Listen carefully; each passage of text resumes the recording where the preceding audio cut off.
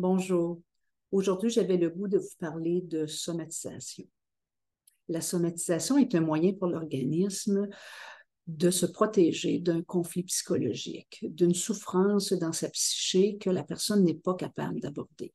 Donc, au lieu d'aborder la souffrance psychologique, la personne refoule et va plutôt installer dans son corps physique cette souffrance.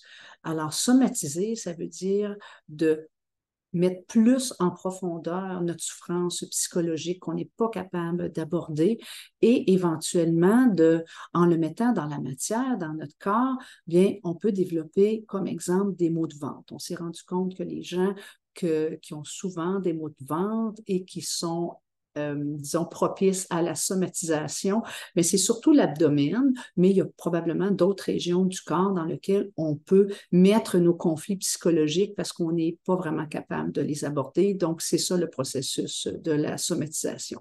Et qu'est-ce qui arrive avec ce processus-là? C'est que les résultats médicaux reviennent négatifs. Dans la matière, il n'y a rien. La médecine ne peut pas adresser quelque chose qu'elle ne peut diagnostiquer.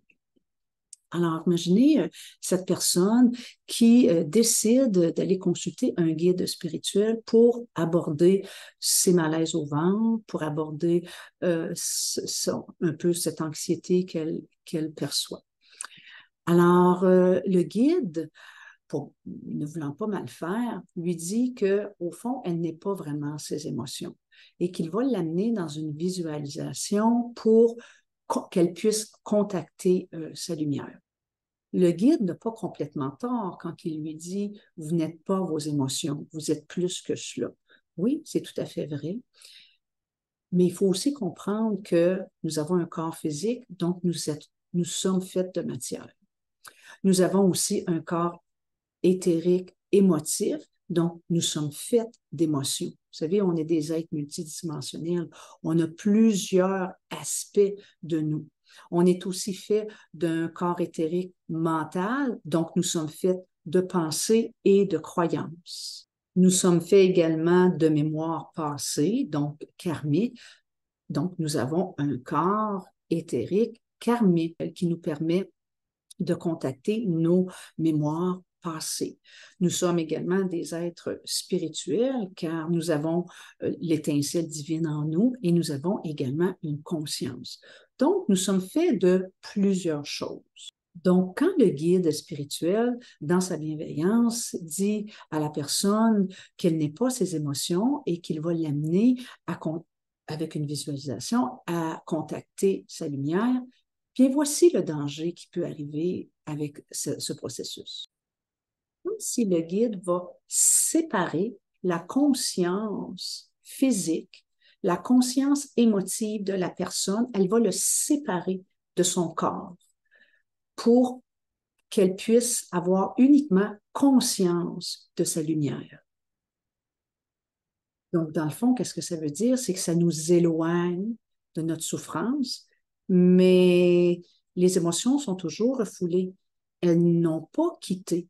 Et éventuellement, ces émotions qui sont refoulées et auxquelles on a séparé notre conscience émotive vont de plus en plus se cristalliser et risquent un jour de développer vraiment une maladie physique.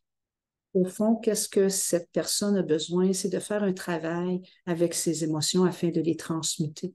Alors, c'est de faire un travail dans l'ombre. Vous savez, il y a deux endroits en nous. Il y a l'ombre et la lumière.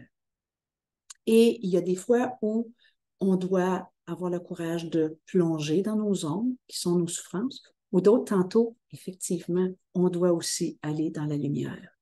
Alors moi, ce que je vous conseille, ce serait plutôt de partir d'un point de neutralité.